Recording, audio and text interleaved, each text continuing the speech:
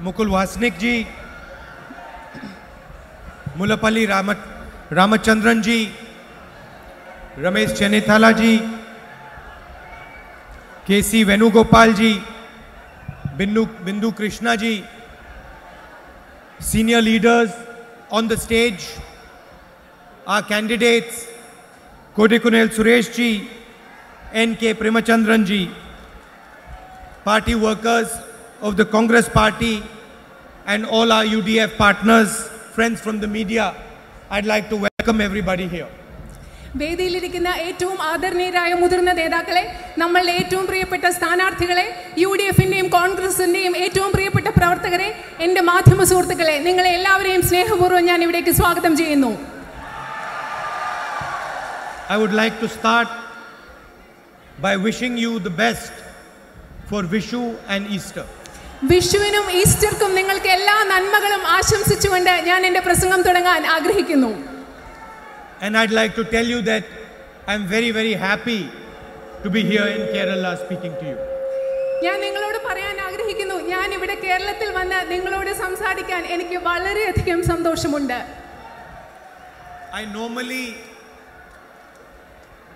I normally fight the election from Amethi in North India, but this time I chose to give a message to South India by fighting from Kerala. സാധാരണ ഞാൻ ഇലക്ഷനിൽ മത്സരിക്കുന്നത് വടക്കേ ഇന്ത്യയിൽ നിന്നാണ്. പക്ഷേ ഈ പ്രാവശ്യം തെക്കേ ഇന്ത്യയിൽ നിന്ന്, സൗത്ത് ഇന്ത്യയിൽ നിന്ന് മത്സരിച്ച് ഈ രാജ്യത്തിനാകെ ഒരു സന്ദേശം നൽകാനാണ് ഞാൻ ആഗ്രഹിക്കുന്നത്. അതിനുവേണ്ടിയാണ് ഞാൻ കേരളത്തിൽ നിന്ന് മത്സരിക്കുന്നത്. Because I wanted to give a message that India is not just one perspective. India is just not one idea. India is millions and millions of different viewpoints, different perspectives, and all of those are important to us. ഞാൻ ഈ രാജ്യത്ത് നൽകാൻ ആഗ്രഹിക്കുന്ന സന്ദേശം ഇതാണ്: ഭാരതം എന്ന് പറയുന്നത് കേവലം ഒരു കാഴ്ചപ്പാടല്ല, ഭാരതം എന്ന് പറയുന്നത് കേവലം ഒരു ആശയമല്ല, ഭാരതം ലക്ഷക്കണക്കിന് ആശയങ്ങളാണ്, ലക്ഷക്കണക്കിന് ചിന്തകളാണ്. ആ ഓരോ ചിന്തയും ഓരോ ആശയവും നമ്മൾക്ക് ഓരോരുത്തർക്കും പ്രധാനപ്പെട്ടതാണെന്ന സന്ദേശമാണ് ഈ രാജ്യത്തിന് എൻ്റെ കേരളത്തിലെ സ്ഥാനാർത്ഥിത്വത്തിലൂടെ ഞാൻ നൽകാൻ ആഗ്രഹിക്കുന്നത്. Because currently our country is under attack by the BJP and the RSS. എന്തുകൊണ്ടെന്നാൽ ഇന്ന് നമ്മുടെ രാജ്യം BJP-യും RSS-ഉം മൂലം ശക്തമായി ആക്രമിക്കപ്പെട്ടുകൊണ്ടിരിക്കുന്ന ഒരു കാലഘട്ടമാണ്. They want to suppress all other voices other than their own. BJP-യും RSS-ഉം ഈ രാജ്യത്ത് അവരുടേതല്ലാത്ത മറ്റെല്ലാ ശബ്ദങ്ങളെയും അടിച്ചമർത്താനാണ് എന്നും ആഗ്രഹിക്കുന്നത്. They believe that only one idea should rule India. അവര് വിശ്വസിക്കുന്നത് അവർ പ്രതിനിധാനം ചെയ്യുന്ന ഒരേ ഒരു ആശയം മാത്രമാണ് ഇന്ത്യയെ ഭരിക്കണമെന്നാണ് അവരെന്നും ആഗ്രഹിക്കുന്നത്. And we believe that the Indian people should rule India. പക്ഷേ ഞങ്ങൾ വിശ്വസിക്കുന്നത്, കോൺഗ്രസ് പാർട്ടി വിശ്വസിക്കുന്നത്, ഇന്ത്യയിലെ ജനങ്ങൾ ഇന്ത്യയെ ഭരിക്കണമെന്നാണ്. We do not believe that India should be run by one person, one idea. We believe that every single person's voice must be heard in this country. ഞങ്ങൾ ഒരിക്കലും വിശ്വസിക്കുന്നില്ല ഒരു വ്യക്തിയും ഒരാശയവുമാണ് ഈ രാജ്യത്തെ ഭരിക്കേണ്ടത്. മറിച്ച് ഈ ഭാരതത്തിലെ ഓരോ വ്യക്തിയുടെയും ചിന്തയും ഓരോ വ്യക്തിയുടെയും ശബ്ദവും ഓരോ വ്യക്തിയുടെയും ആശയവുമായിരിക്കണം ഈ രാജ്യത്തെ ഭരിക്കേണ്ടതെന്നും നയിക്കേണ്ടതെന്നും കോൺഗ്രസ് വിശ്വസിക്കുന്നു. So the difference between the BJP, RSS and the Congress UDF is the following. അതുകൊണ്ട് BJP, RSS-ഉം കോൺഗ്രസും ഐക്യജനാധിപത്യ മുന്നണിയും ഇത് തമ്മിലുള്ള വ്യത്യാസം എന്താണെന്ന് ഞാൻ എണ്ണി പറയാൻ ആഗ്രഹിക്കുന്നു. They say that if we do not agree with you, we do not believe in what you believe, we will crush you and destroy you. അവർ പറയുന്നത്, BJP, RSS പറയുന്നത്, ഞങ്ങളുടെ ചിന്താധാരയോട്, ഞങ്ങളുടെ ആശയങ്ങളോട് നിങ്ങൾ യോജിക്കുന്നില്ലെങ്കിൽ നിങ്ങളെ ഞങ്ങൾ തകർത്ത് കളയുമെന്നാണ്. As the Prime Minister said, Congress Mukt Bharat.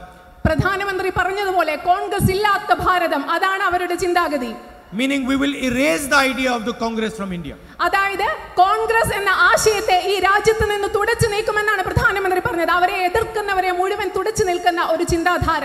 And what the Congress says to Narendra Modi in return is, we do not agree with you. പക്ഷേ കോൺഗ്രസ് അതിന് മറുപടിയായി നരേന്ദ്രമോദിയോട് പറയുന്നത്, ഞങ്ങൾ താങ്കൾ പറയുന്നതിനോട് യോജിക്കുന്നില്ല. We will fight you to convince you that you are wrong. ഞങ്ങൾ നിങ്ങളോട് പോരാടും, നിങ്ങളെ എതിരിടും, എന്നിട്ട് നിങ്ങളെ ബോധ്യപ്പെടുത്തും നിങ്ങൾ തെറ്റാണെന്ന്. We will beat you in the election. ഞങ്ങൾ നിങ്ങളെ ഇലക്ഷനിൽ തെരഞ്ഞെടുപ്പിൽ പരാജയപ്പെടുത്തും.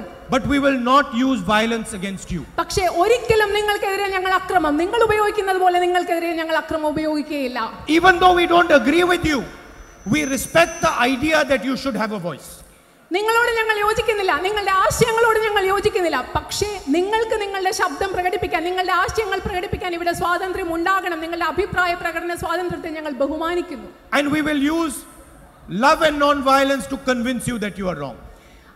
നിങ്ങൾ തെറ്റാണെന്ന് നിങ്ങളെ ബോധ്യപ്പെടുത്താൻ ഞങ്ങൾ ഉപയോഗിക്കുന്ന മാർഗം വയലൻസിന്റേതല്ല, സ്നേഹത്തിന്റെയും അഹിംസയുടെയും മാർഗത്തിലൂടെ നിങ്ങൾ തെറ്റാണെന്ന് നിങ്ങളെ ഞങ്ങൾ ബോധ്യപ്പെടുത്തും. And no matter how many times you attack us and abuse us, harm us, beat us, you will always get a non-violent, loving response from the Congress party. അതുമാത്രമല്ല, നിങ്ങൾ എത്ര പ്രാവശ്യം ഞങ്ങളെ ആക്രമിച്ചാലും അധിക്ഷേപിച്ചാലും ഉപദ്രവിച്ചാലും നിങ്ങൾക്ക് ഒരിക്കലും ഞങ്ങളിൽ നിന്ന് ആ രീതിയിലുള്ള മറുപടി കിട്ടില്ല. കോൺഗ്രസ് പാർട്ടി നിങ്ങളോട് പ്രതികരിക്കുന്നത് സമാധാനത്തിന്റെയും സ്നേഹത്തിന്റെയും ഭാഷയിൽ മാത്രമായിരിക്കും. Because for us the voice of this country, the intelligence of this country, the beauty of this country is much bigger than any one ideology. കാരണം ഞങ്ങൾക്ക് ഈ രാജ്യത്തിന്റെ ശബ്ദം, ഈ രാജ്യത്തിന്റെ ചിന്താഗതി, ഈ രാജ്യത്തിന്റെ സൗന്ദര്യം ഇതാണ് ഏതൊരു ഒറ്റ ആശയത്തെക്കാളും ഏതൊരു പ്രത്യേക ആശയധാരയെക്കാളും ഞങ്ങൾക്ക് പ്രധാനം ഈ രാജ്യത്തിന്റെ ശക്തിയും സൗന്ദര്യവും ശബ്ദവുമാണ്. So we want every person in this country to feel that their voice matters, that their voice counts for something. ഞങ്ങൾക്ക് നിങ്ങൾ ഓരോരുത്തരും ഈ രാജ്യത്തെ ഓരോ വ്യക്തിക്കും തോന്നണം ഞങ്ങളുടെ ശബ്ദം, ഞങ്ങളുടെ ചിന്ത ഈ രാജ്യത്ത് പ്രധാനപ്പെട്ടതാണെന്ന് ഓരോ വ്യക്തിയെയും തോന്നിപ്പിക്കണം എന്നതാണ് കോൺഗ്രസിന്റെ ആഗ്രഹം, ആശയം. And we want people to feel comfortable in this country, regardless of what religion they are, what community they come from, what language they speak. We want them to feel comfortable. We want them to be relaxed, and we want them to do their work, live their life how they please. ഈ രാജ്യത്തെ ഓരോ വ്യക്തിയും ഏത് ഭാഷ സംസാരിക്കുന്ന ആളായാലും ഏത് മതത്തിൽപ്പെട്ട ആളായാലും ഏത് സമൂഹത്തിൽപ്പെട്ട ആളായാലും ഏത് സമുദായത്തിൽപ്പെട്ട ആളായാലും എല്ലാവരും സമാധാനത്തോടു കൂടി സുഖമായി തങ്ങൾ ചെയ്യുന്ന ജോലി സന്തോഷത്തോടു കൂടി ചെയ്തുകൊണ്ട് ഇത് എന്റെ രാജ്യമാണെന്ന തോന്നലോടുകൂടി ഇവിടെ ഓരോ വ്യക്തിയും ജീവിക്കണമെന്ന് കോൺഗ്രസ് ആത്മാർത്ഥമായി ആഗ്രഹിക്കുന്നു. And I chose Kerala because you are a very, very good example of this philosophy. ഞാൻ എന്തുകൊണ്ട് കേരളം തെരഞ്ഞെടുത്തു എന്നത് ഈ രാജ്യത്തെ ഈ സംസ്ഥാനത്തിലെ ജനങ്ങൾ എല്ലാ ജനങ്ങളും സ്നേഹത്തോടും സഹവർത്തിത്വത്തോടും കൂടി ജീവിക്കുന്നതിന്റെ സമാധാനമായി ജീവിക്കുന്നതിന്റെ ഏറ്റവും മികച്ച ഉദാഹരണമാണ് കേരളം. അതുകൊണ്ടാണ് ഞാൻ കേരളത്തിൽ നിന്ന് മത്സരിക്കുന്നത്. Your history of tolerance, your history of understanding different cultures, your history of being connected to the rest of the world, not with a inferiority, but with an openness, not with fear, but with confidence. പ്രത്യേകിച്ചും എന്നെ ആകർഷിച്ച ഘടകം കേരളത്തിന്റെ ചരിത്രം, കേരളത്തിന്റെ സഹിഷ്ണുതയുടെ ചരിത്രം, മറ്റുള്ള സംസ്കാരങ്ങളെ മനസ്സിലാക്കുന്നതിന്റെ ചരിത്രം, ലോകമെമ്പാടുമുള്ള സംസ്കാരങ്ങളോട് അപകർഷതാ ബോധത്തോടെയല്ല മറിച്ച് ആത്മവിശ്വാസത്തോടുകൂടി കൈമാറ്റം നടത്തിയ ഒരു ചരിത്രം, അതുമെമ്പാടുമുള്ള ലോകം മുഴുവൻ ഉറ്റുനോക്കുന്ന കേരളത്തിന്റെ ആ ചരിത്രവും പാരമ്പര്യവുമാണ് കേരളത്തിൽ നിന്ന് സ്ഥാനാർത്ഥിയായി മത്സരിക്കാൻ എന്നെ ഏറ്റവും ആകർഷിച്ച ഘടകങ്ങൾ. So if you listen to the Prime Minister or you listen to the RSS ideologues, they will always talk about the outside world as superior to India. നിങ്ങളിപ്പോൾ RSSും BJPയും സംസാരിക്കുന്നത് കേട്ടാൽ അവരെ ശ്രദ്ധിച്ചാൽ നിങ്ങൾക്ക് മനസ്സിലാകും ഇന്ത്യക്ക് പുറത്തുള്ള ലോകം, വിദേശ രാജ്യങ്ങളെ എപ്പോഴും ഇന്ത്യയിൽ നിന്ന് മുകളിൽ കാണുന്ന ഒരു ആശയധാരയാണ് അവരുടേത്. അതായത് നമ്മളെക്കാളും മികച്ചവരാണ് വിദേശ രാജ്യങ്ങൾ, ഇന്ത്യക്ക് പുറത്തുള്ള രാജ്യങ്ങൾ എന്ന ചിന്താഗതിയാണ് അവർ പങ്കുവയ്ക്കുന്നത്. Some days ago, Mr. Amit Shah said, only these two countries act in this manner, and now India also acts like that. കുറച്ച് ദിവസങ്ങൾക്ക് മുമ്പ് BJP പ്രസിഡന്റ് ശ്രീ അമിത് ഷാ രണ്ട് രാജ്യങ്ങളുടെ പേരെടുത്തു പറഞ്ഞു, രണ്ട് രാജ്യങ്ങൾ ഇങ്ങനെ പ്രവർത്തിക്കുന്നു, ഇനിയും ഇന്ത്യയും ആ രാജ്യങ്ങളുടെ വഴിയെ പോകുമെന്ന്. But when Kerala looks at the outside world, Kerala says, you're not inferior or superior to us.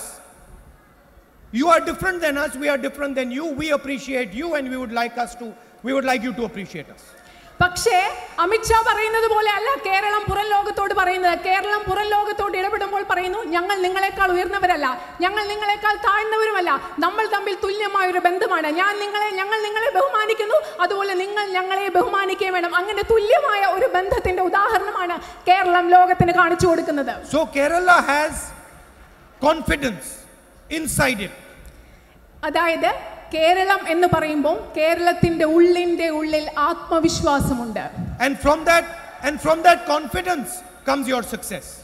ആ ആത്മവിശ്വാസത്തിൽ നിന്നാണ് കേരളത്തിന്റെ വിജയം. കേരളത്തിന്റെ ആത്മവിശ്വാസത്തിൽ നിന്നാണ് കേരളത്തിന്റെയും മലയാളിയുടെയും വിജയം.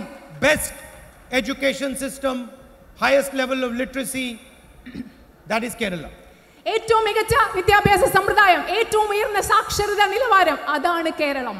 And in a way, that is a very important lesson for the rest of India. Look at the outside world with confidence. പുറം ലോകത്തെ ആത്മവിശ്വാസത്തോടെ നോക്കിക്കാണുക, പുറം ലോകത്തെ ആത്മവിശ്വാസത്തോടെ നേരിടുക. ആ മലയാളിയുടെ സ്വഭാവം, കേരളത്തിന്റെ ആത്മവിശ്വാസം പുറം ലോകത്തിന്, മറ്റു രാജ്യങ്ങൾക്ക്, മറ്റു സംസ്ഥാനങ്ങൾക്ക് ഏറ്റവും വലിയൊരു പാഠവും മാതൃകയുമാണ്. Now there is an ideological fight taking place between the BJP on one side and the Congress party UDF on the other side. കേരളത്തിലും ലോകത്തും ഇന്ത്യയിലും ഇന്ന് ആശയപരമായ ഒരു ശക്തമായ പോരാട്ടം നടന്നുകൊണ്ടിരിക്കുകയാണ്. ഒരു ഭാഗത്ത് ബിജെപി, മറ്റൊരു ഭാഗത്ത് കോൺഗ്രസും കോൺഗ്രസിന്റെ സഖ്യകക്ഷികളും, കേരളത്തിൽ ഐക്യ ജനാധിപത്യ മുന്നണിയും. And over the last 5 years you have seen our Prime Minister promise a number of things. കഴിഞ്ഞ 5 വർഷങ്ങളായി നിങ്ങൾ ശ്രദ്ധിച്ചിട്ടുണ്ടാവും, നമ്മുടെ പ്രധാനമന്ത്രി ധാരാളം കാര്യങ്ങൾ ഈ രാജ്യത്തെ ജനങ്ങൾക്ക് വാഗ്ദാനം ചെയ്തിട്ടുണ്ട്. 2 crore jobs every year to youngsters. 2 കോടി തൊഴിലവസരങ്ങൾ നമ്മുടെ രാജ്യത്തെ യുവാക്കൾക്ക് എല്ലാ വർഷവും. 15 lakh rupees in every bank account. എല്ലാ ബാങ്ക് അക്കൗണ്ടുകളിലും 15 ലക്ഷം രൂപ. Correct prices to farmers. കർഷകർക്ക് ന്യായമായ ആവശ്യമുള്ള വില നൽകും. Now let me ask you, what support has the Prime Minister of India given to the cashew growers of this state? ഞാൻ നിങ്ങളോട് ഒരു കാര്യം ചോദിക്കട്ടെ, ഈ മേഖലയിലെ കശുവണ്ടി തൊഴിലാളികൾക്ക് നമ്മുടെ പ്രധാനമന്ത്രി എന്ത് പിന്തുണയും സഹായവുമാണ് നൽകിയിട്ടുള്ളത്? Everybody knows that the cashew growers, people who work in the cashew industry are suffering, are struggling. എല്ലാവർക്കും അറിയാം, കശുവണ്ടി മേഖലയിൽ തൊഴിലെടുക്കുന്ന തൊഴിലാളികൾക്ക് ധാരാളം ബുദ്ധിമുട്ടുകൾ നേരിടേണ്ടി വരുന്നുണ്ടെന്ന് എല്ലാവർക്കും അറിയാവുന്ന കാര്യമാണ്. Has the Prime Minister tried to have a conversation with them? എന്തെങ്കിലും നമ്മുടെ രാജ്യത്തെ പ്രധാനമന്ത്രി അവരോട് ഒരു സംഭാഷണം നടത്തി അവരുടെ പ്രശ്നങ്ങൾ എന്താണെന്ന് അറിയാൻ ശ്രമിച്ചിട്ടുണ്ടോ? Has he called them and said, come to New Delhi, come to Racecourse Road, let me talk to you, let me see if the government of India can help you? അദ്ദേഹം എന്തെങ്കിലും ഈ കശുവണ്ടി തൊഴിലാളികളെ വിളിച്ച് അവരോട് പറഞ്ഞിട്ടുണ്ടോ, നിങ്ങൾ വരൂ, ഡൽഹിയിൽ റേസ് കോഴ്സ് റോഡിലേക്ക് വരൂ, എന്നോട് സംസാരിക്കൂ, നിങ്ങളുടെ പ്രശ്നങ്ങൾ എന്താണെന്ന് ഞാൻ അറിയട്ടെ, എനിക്കത് പരിഹരിക്കാൻ സാധിക്കുമോ എന്ന് അറിയട്ടെ എന്ന് ഒരിക്കലെങ്കിലും അദ്ദേഹം ഇവിടുത്തെ കശുവണ്ടി തൊഴിലാളികളോട് ചോദിച്ചിട്ടുണ്ടോ? I haven't seen that happen. ഞാനത് സംഭവിക്കുന്നത് ഒരിക്കലും കണ്ടിട്ടില്ല. How many people in this crowd have got 15 lakh rupees in their bank account? ഈ ജനക്കൂട്ടത്തിലിരിക്കുന്ന എത്ര പേർക്ക് നിങ്ങളുടെ അക്കൗണ്ടിൽ 15 ലക്ഷം രൂപ? Is there anyone who can raise his hand and say, yes, Mr. Narendra Modi gave me 15 lakhs? ഈ കൂട്ടത്തിൽ ആർക്കെങ്കിലും കൈ ഉയർത്തി പറയാൻ പറ്റുമോ, ശരിയാണ്, എനിക്ക് പ്രധാനമന്ത്രി നരേന്ദ്രമോദി എന്റെ ബാങ്ക് അക്കൗണ്ടിൽ 15 ലക്ഷം രൂപ തന്നിട്ടുണ്ടെന്ന് ആർക്കെങ്കിലും കൈ ഉയർത്തി പറയാൻ സാധിക്കുമോ? We have the highest unemployment in 45 years. ഇന്ന് നമ്മുടെ രാജ്യത്ത് 45 വർഷങ്ങളെ ഏറ്റവും വലിയ തൊഴിലില്ലായ്മ നിരക്കാണ് ഇന്ന് നമ്മുടെ രാജ്യത്തുള്ളത്. How many people in this crowd can say, yes, Narendra Modi has given me a job? ഈ ജനക്കൂട്ടത്തിലിരിക്കുന്ന എത്ര പേർക്ക് പറയാൻ സാധിക്കും, നമ്മുടെ പ്രധാനമന്ത്രി നരേന്ദ്രമോദി എനിക്കൊരു ജോലി നൽകിയിട്ടുണ്ടെന്ന്? So the promises he made to you, he has not fulfilled. അതായത് നിങ്ങൾക്ക് നൽകിയിട്ടുള്ള, ഈ രാജ്യത്തെ ജനങ്ങൾക്ക് നൽകിയിട്ടുള്ള ഒരു വാഗ്ദാനം പോലും അദ്ദേഹം ഇതുവരെ പാലിച്ചിട്ടില്ല. But Anil Ambani gets 30,000 crores in the Rafale deal.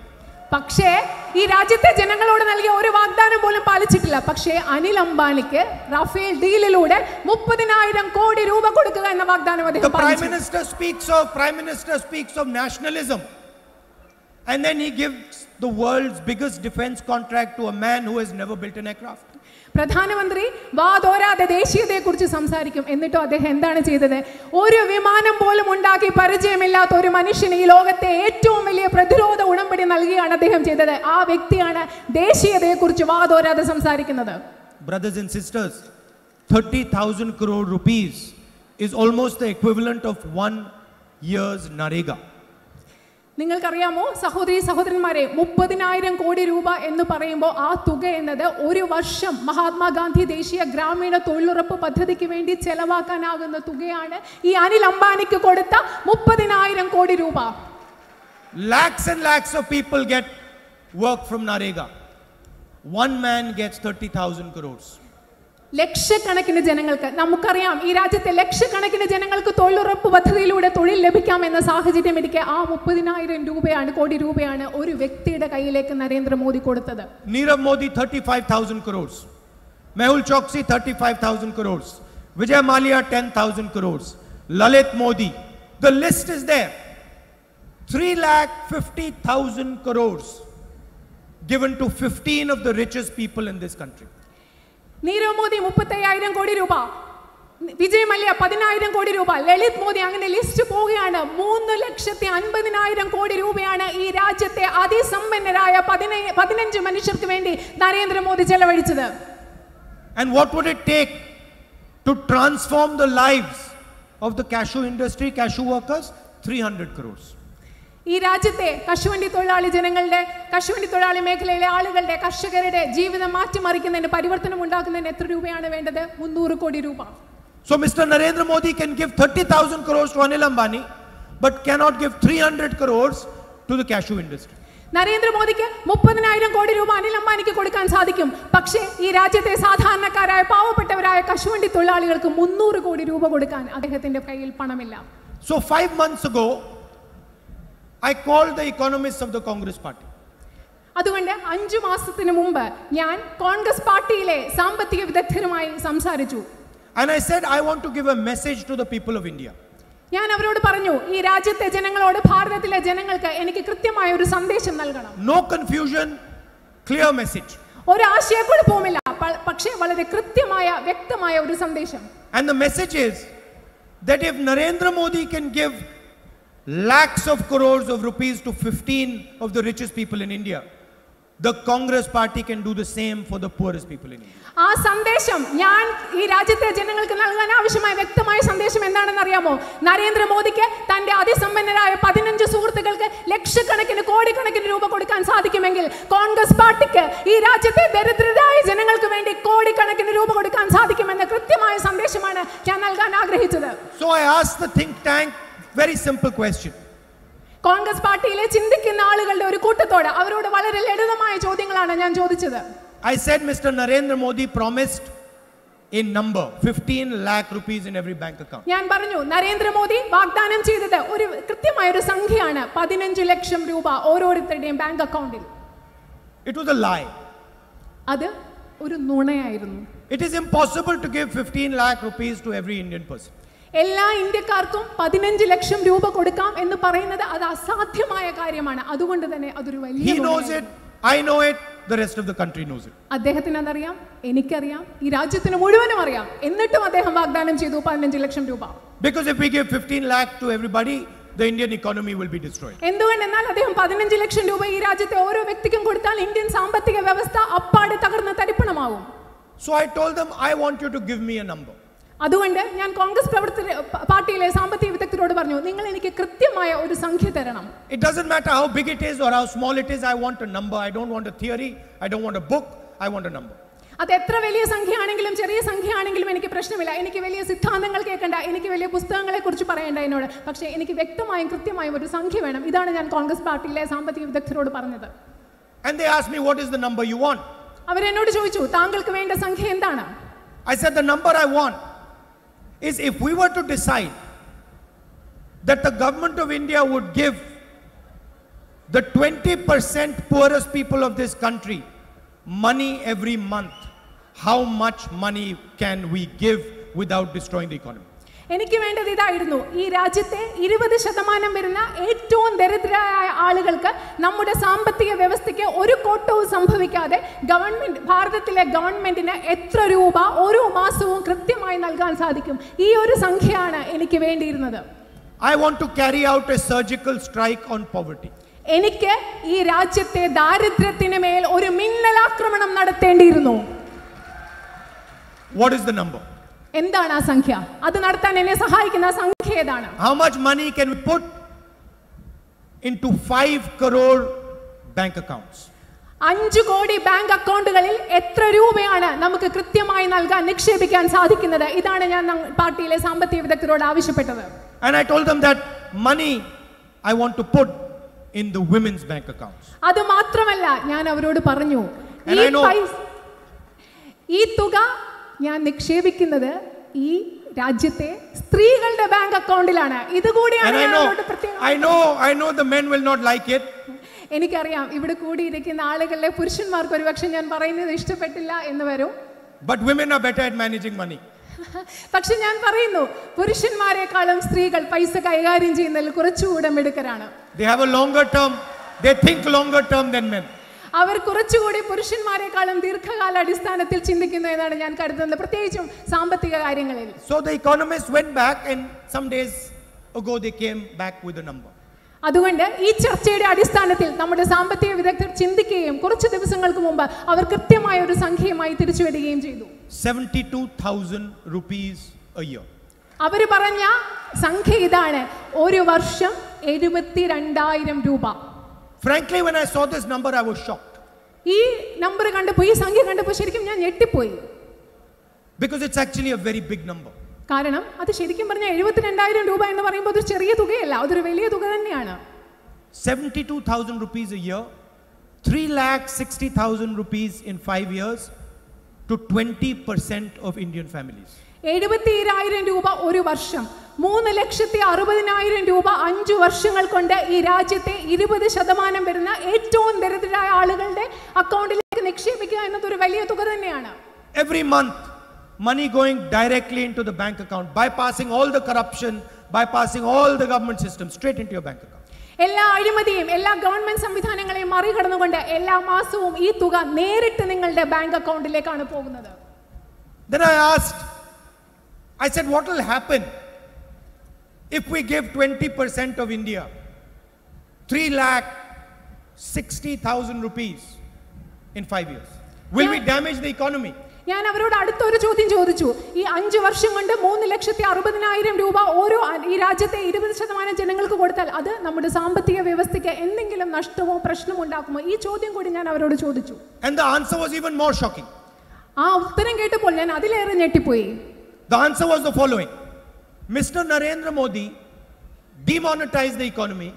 അവർ തന്ന ഉത്തരം ഇങ്ങനെയായിരുന്നു, നരേന്ദ്രമോദി നോട്ട് നിരോധനം നമ്മുടെ സാമ്പത്തിക വ്യവസ്ഥയിൽ നടപ്പിലാക്കി. He did Gabbar Singh tax, which damaged the economy. അദ്ദേഹം കൊണ്ടുവന്ന ഗബ്ബർ സിംഗ് ടാക്സ്, നോട്ട് നിരോധനത്തിന് ശേഷം കൊണ്ടുവന്ന ഗബ്ബർ സിംഗ് ടാക്സ് നമ്മുടെ സാമ്പത്തിക വ്യവസ്ഥയെ തകർത്തി തരിപ്പണമാക്കിയ അവസ്ഥ.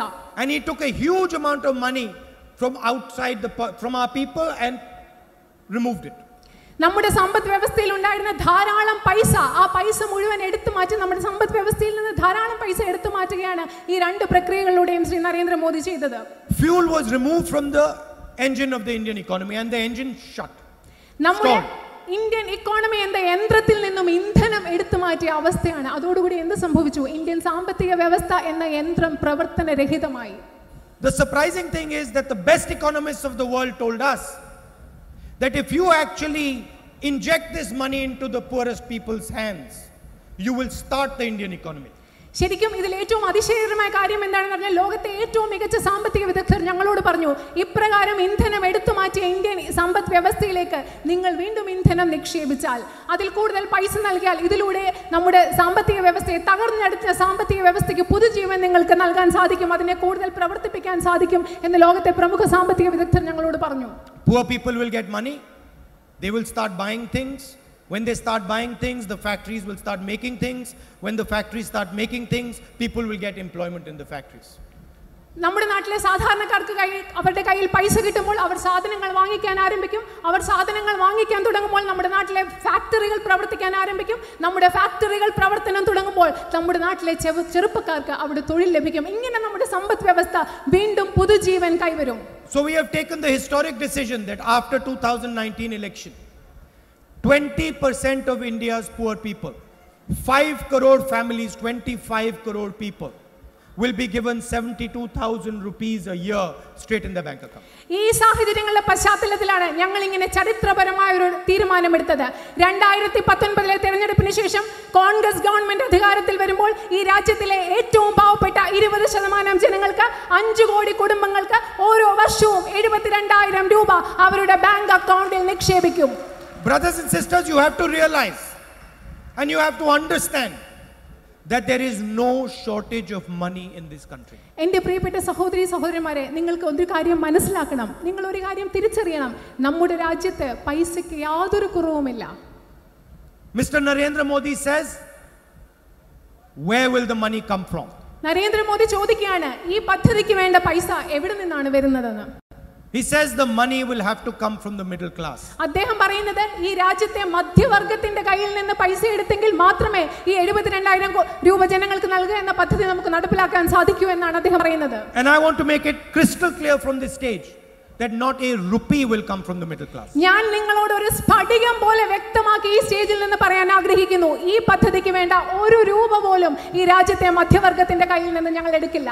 Income taxes will not be raised. ഒരിക്കലും ഇൻകം ടാക്സ്, വരുമാന നികുതി ഒരിക്കലും ഞങ്ങൾ വർദ്ധിപ്പിക്കുകയില്ല.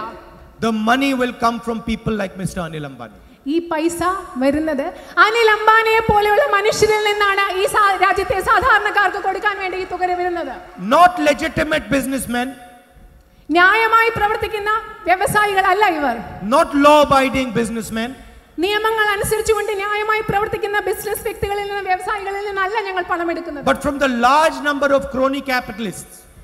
പക്ഷേ ഈ രാജ്യത്തുള്ള ചങ്ങാത്ത മുതലാളിത്തത്തിന്റെ ഭാഗമായ നരേന്ദ്രമോദിയുടെ സുഹൃത്തുക്കളായ ധാരാളം ചങ്ങാത്ത മുതലാളിമാരിൽ നിന്നാണ് ഞങ്ങൾ ഈ പദ്ധതിക്ക് വേണ്ട പൈസ എടുക്കാൻ പോകുന്നത്. Who are given thousands and thousands and thousands of crores of rupees just because they happen to be a friend of the Prime Minister. ഈ രാജ്യത്തെ നമ്മൾ ഈ പൈസ എടുക്കാൻ പോകുന്നത് ഈ രാജ്യത്തെ കുറെ ചങ്ങാത്ത മുതലാളികളിൽ നിന്നുമാണ്. കാരണം അവർക്ക് കോടിക്കണക്കിന് രൂപ ഈ രാജ്യത്ത് നിന്ന് ലഭിക്കുന്നു. ഒറ്റ കാരണം കൊണ്ട്, അവർ നരേന്ദ്രമോദിയുടെ സുഹൃത്തുക്കളാണെന്ന ഒറ്റ കാരണം കൊണ്ട് കോടിക്കണക്കിന് രൂപ ലഭിച്ച വ്യവസായികളിൽ നിന്നാണ് ഈ പദ്ധതിക്ക് വേണ്ട പൈസ ഞങ്ങൾ എടുക്കാൻ പോകുന്നത്. Mr. Narendra Modi has handed the keys of the banking system to these people. നമ്മുടെ ബാങ്കിംഗ് വ്യവസ്ഥയുടെ താക്കോൽ ഈ വ്യക്തികൾക്ക് Narendra Modi കൈമാറിയിരിക്കുകയാണ്. We will take the keys of the banking system out of Mr. Anil Ambani's hands and give it to the youngsters of Kerala. നമ്മുടെ രാജ്യത്തെ banking മേഖലയുടെ താക്കോൽ അനിൽ അംബാനിയുടെ കയ്യിൽ നിന്ന് എടുത്ത് ഞങ്ങൾ ഈ രാജ്യത്തെ ചെറുപ്പക്കാർക്ക് കൊടുക്കും. The Nyay Yojana is going to jumpstart the economy.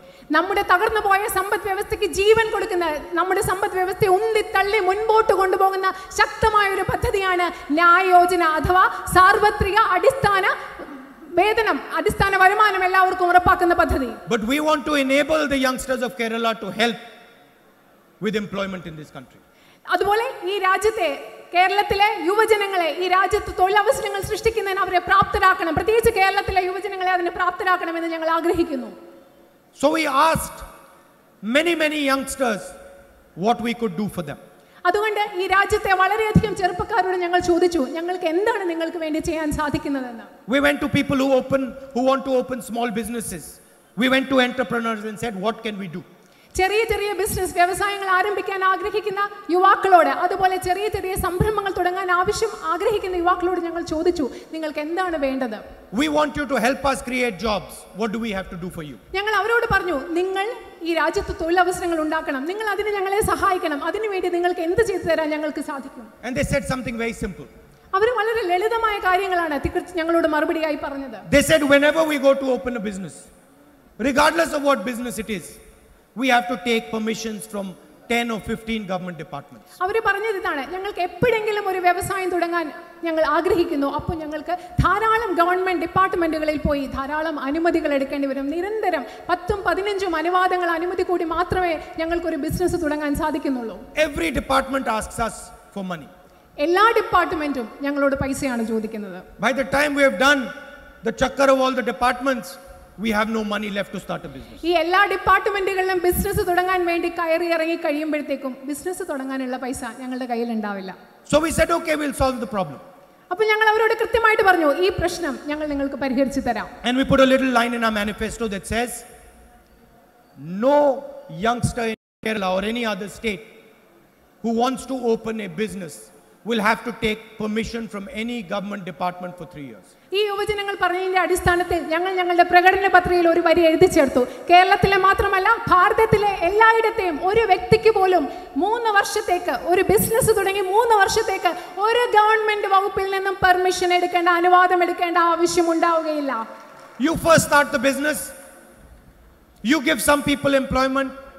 Once your business is stable, come to the government departments for permission. നിങ്ങൾ ആദ്യം ധൈര്യമായിട്ട് നിങ്ങളുടെ ബിസിനസ് തുടങ്ങുക.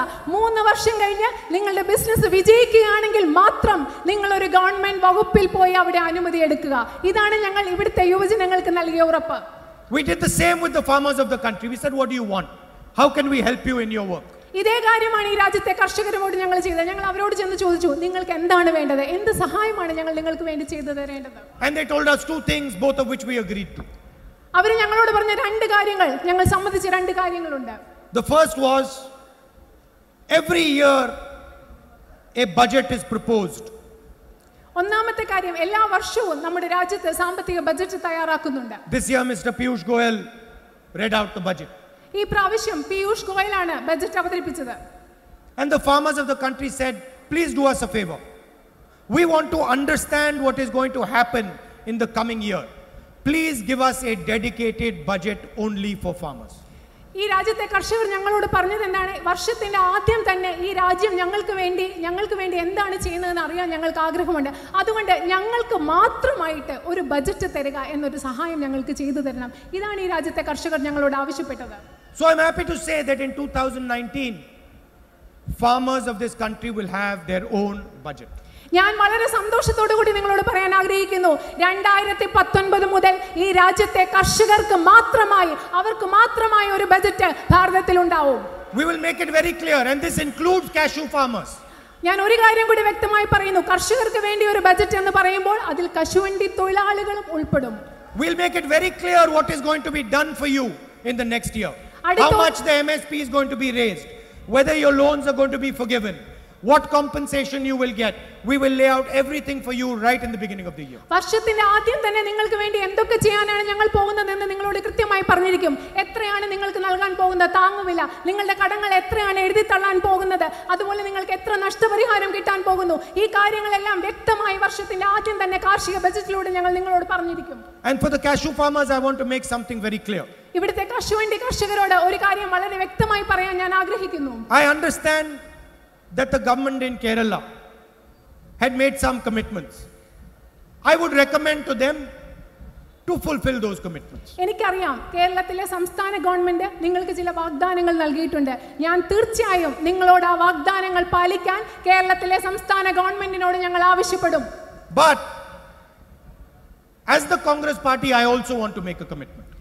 അതുമാത്രമല്ല, കോൺഗ്രസ് പാർട്ടി എന്ന നിലയിൽ എനിക്ക് സ്വന്തമായി നിങ്ങളോട് ചില വാഗ്ദാനങ്ങൾ നൽകാനുണ്ട്. And the commitment to the cashew farmers is this, that if we come to power in 2019 in Delhi, we will start a conversation with you. We will listen to you in detail, and we will do whatever it is that we can do to help the cashew farmers and the government of Kerala make cashew growing a viable alternative. എനിക്ക് നിങ്ങളോട് ഒരു കാര്യം കൂടി വ്യക്തമായി പറയാൻ ആഗ്രഹിക്കുന്നുണ്ട്. കോൺഗ്രസ് എന്ന നിലയിൽ ഞാൻ പറയുന്നു, 2019 ഡൽഹിയിൽ കോൺഗ്രസ് അധികാരത്തിൽ വന്നാൽ ഈ രാജ്യത്തെ ഈ മേഖലയിലെ കർഷക പ്രവർത്തകരോട് ഞങ്ങളൊരു കശുവണ്ടി തൊഴിലാളികളോട് ഞങ്ങളൊരു സംഭാഷണം ആരംഭിക്കും. നിങ്ങളുടെ ആവശ്യങ്ങൾ എന്താണെന്ന് മനസ്സിലാക്കും. നിങ്ങളുടെ പ്രശ്നങ്ങൾ പരിഹരിക്കുന്നതിന് വേണ്ടി ഞങ്ങളാൽ കഴിയും വിധ എല്ലാ സഹായവും ചെയ്യുമെന്ന്, സംസ്ഥാന ഗവൺമെന്റിനോട് കൂടി ചേർന്ന് പ്രവർത്തിച്ചുകൊണ്ട് ചെയ്യുമെന്ന് ഞാൻ നിങ്ങൾക്ക് ഇവിടെ ഉറപ്പു നൽകുന്നു. We will systematically meet cashew workers, understand exactly what it is they need, and try and be of help at the national level. കൃത്യമായി ഇവിടുത്തെ കശുവണ്ടി തൊഴിലാളികളെ കാണും. കശുവണ്ടി കൃഷി എന്ന് പറയുന്നത് ലാഭകരമായ ഒരു തൊഴിലാക്കി മാറ്റാനുള്ള ശ്രമങ്ങൾ നടത്തും. നിങ്ങളുടെ പ്രശ്നങ്ങൾ പരിഹരിക്കാൻ കൃത്യമായ ഒരു സംവിധാനവും സംഭാഷണവും നിങ്ങളോട് ഉണ്ടാവും. My main message to you today is that we are interested in your voice. നിങ്ങളോട് പറയാനുള്ള ഏറ്റവും പ്രധാനപ്പെട്ട സന്ദേശം ഇതാണ്: നിങ്ങളുടെ ശബ്ദത്തിൽ, നിങ്ങളുടെ ആവശ്യങ്ങളിൽ, നിങ്ങളെ കേൾക്കുന്നതിൽ ഞങ്ങൾക്ക് അതിയായ താല്പര്യമുണ്ട്. We are interested in removing the fear from your hearts. നിങ്ങളുടെ മനസ്സുകളിൽ നിന്നും ഭയം നീക്കം ചെയ്യുന്നതിൽ ഞങ്ങൾക്ക് അതിയായ താല്പര്യമുണ്ട്. And we are open to a conversation to try and understand how that can be done. നിങ്ങളുടെ പ്രശ്നങ്ങൾ എന്താണെന്ന് മനസ്സിലാക്കുന്നതിന്, നിങ്ങളുടെ ഭയം നീക്കം ചെയ്യുന്ന പ്രക്രിയ എങ്ങനെ കൊണ്ടുപോകാം എന്നതിനും കൂടി നിങ്ങളോട് ഒരു സംഭാഷണത്തിന് ഞങ്ങൾ എപ്പോഴും തുറന്ന മനസ്സുള്ളവരാണ്, സന്നദ്ധരുമാണ്. We are not here to force an ideology on you. ഞാൻ ഇവിടെ നിങ്ങളുടെ മുൻപിൽ ഒരു ആശയ സംഹിത അടിച്ചേൽപ്പിക്കാനല്ല, നിങ്ങളുടെ മുന്നിൽ ഒരു ആശയ സംഹിത ബലാത്കാരമായി നിങ്ങളുടെ ഉള്ളിൽ നടപ്പാക്കാനല്ല ഞങ്ങൾ ഇവിടെ ഉള്ളത്. You are our ideology. നിങ്ങളാണ് ഞങ്ങളുടെ പ്രത്യയശാസ്ത്രം. Your voice is our ideology. നിങ്ങളുടെ ശബ്ദമാണ് ഞങ്ങളുടെ പ്രത്യയശാസ്ത്രം. Because we understand that without your voice, this country is meaningless.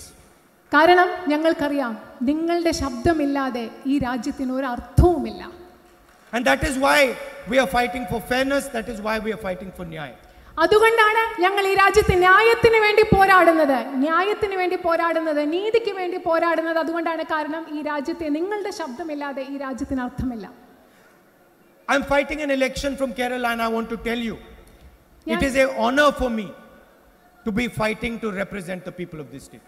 ഞാൻ കേരളത്തിൽ നിന്ന് സ്ഥാനാർത്ഥിയായി മത്സരിക്കുകയാണ്. ഞാൻ നിങ്ങളോട് ഒരു കാര്യം പറയാൻ ആഗ്രഹിക്കുന്നു. കേരളത്തിൽ നിന്ന് ഒരു സ്ഥാനാർത്ഥിയായി മത്സരിക്കുന്നത് എനിക്ക് കിട്ടുന്ന ഏറ്റവും വലിയൊരു ആദരവായി ഞാൻ കണക്കാക്കുന്നു. And with humility,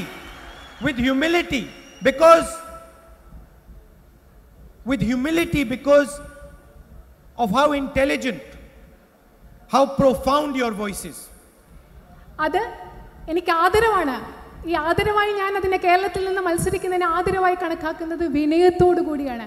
കാരണം എത്ര ബുദ്ധിയുള്ളതും എത്ര ആഴമേറിയതുമാണ് നിങ്ങളുടെ ശബ്ദമെന്ന് ഞാൻ മനസ്സിലാക്കുന്നു. And I want to thank every single Keralite, regardless of whether he is in the Congress, CPM or any other party. I want to thank every single Keralite for giving me the honor, allowing me the honor to represent your voice. Thank you. അത് മാത്രമല്ല, കേരളത്തിലെ ഓരോ വ്യക്തിയെയും ഏത് party കക്ഷി രാഷ്ട്രീയ ഭേദമില്ലാതെ CPM ആണോ കോൺഗ്രസ് ആണോ എന്നൊന്നും നോക്കാതെ ഓരോ മലയാളിയെയും കേരളത്തിൽ നിന്ന് മത്സരിക്കാൻ എനിക്ക് നൽകിയ ഈ ആദരവിനെ ഓർത്ത് നിങ്ങൾ ഓരോരുത്തരെയും ഞാൻ എൻ്റെ ഹൃദയത്തിൽ നിന്ന് നിങ്ങളോട് നന്ദി പറയുന്നു. ജയ് ഹിന്ദ്. നന്ദി, നമസ്കാരം, ജയ് ഹിന്ദ്.